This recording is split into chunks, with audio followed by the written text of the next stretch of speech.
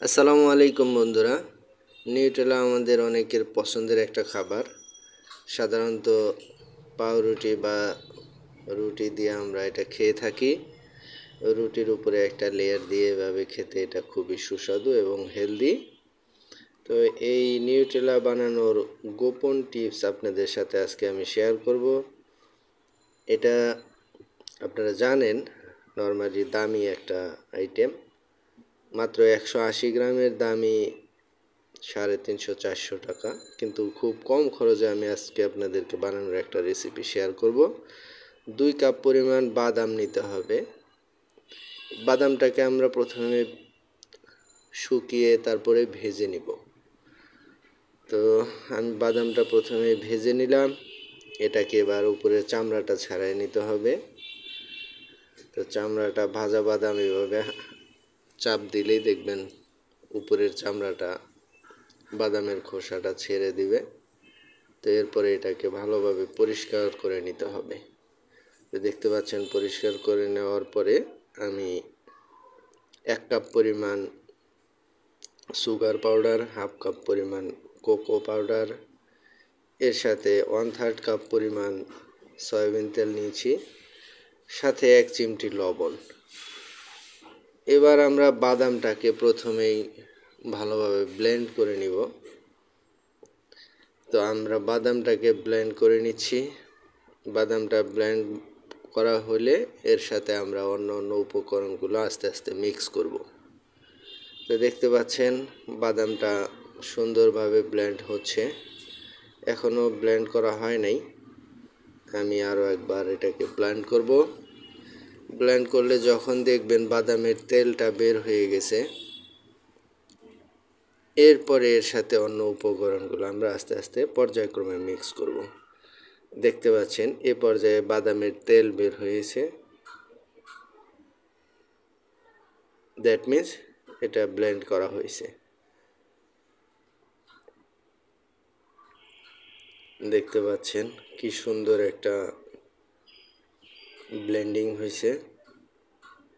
এটা আরও ভালোভাবে ব্লেন্ড করে নিব আগে বাদামটাকে। তারপরে এর সাথে আমরা কোকো পাউডার, গুঁড়ো দুধ এগুলো মিক্স করব।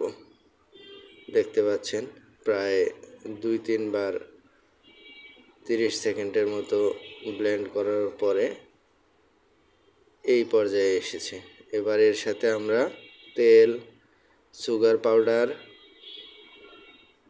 এগুলা মিক্স করে নিলাম। এর সাথে 2 প্যাকেট গুঁড়ো দুধ যোগ করবেন। তো 2 প্যাকেট গুঁড়ো দুধ আমি দিয়ে দিয়েছি। এর সাথে আমাদের যে কোকো পাউডার হাফ কাপ পরিমাণ, পুরোটা একবারে দিবেন না, একটু রেখে দিয়েছি, এটা পরে আবার দিব। এটাকে এবার আরও ভালোভাবে ব্লেন্ড করতে হবে। ব্লেন্ড করার পরে দেখেন একটা সুন্দর কালার, যেটা আমরা নর্মালি বাজারে কিনে যে নিউটেলা খাই ওইটাতেই এরকম একটা কালার।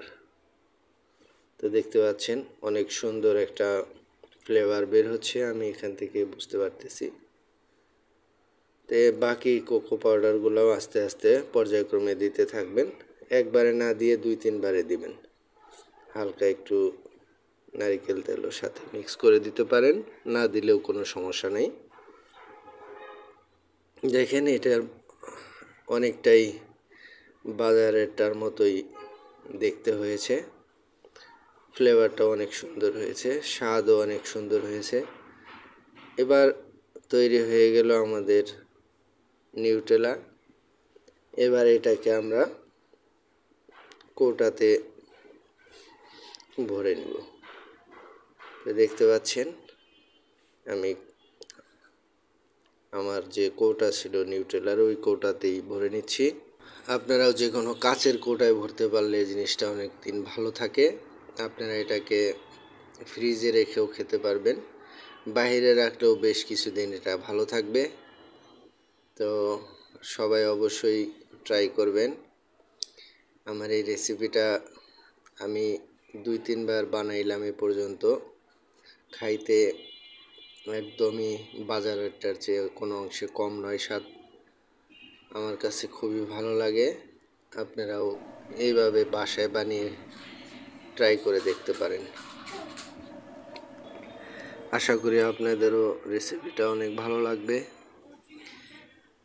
আপনারা সকাল বিকালে নাস্তার সাথে এই রেসিপিটা আপনারা ট্রাই করতে পারবেন। বাজার থেকে আর এত দাম দিয়ে নিউট্রেলা কিনে খেতে হবে না। আপনারা বাসায় বসে সুলভ মূল্যে নিউট্রেলা এখন তৈরি করতে পারবেন। তবে অবশ্যই যাদের বাদামে অ্যালার্জি আছে তারা এটি অ্যাভয়েড করবেন এই রেসিপিটা।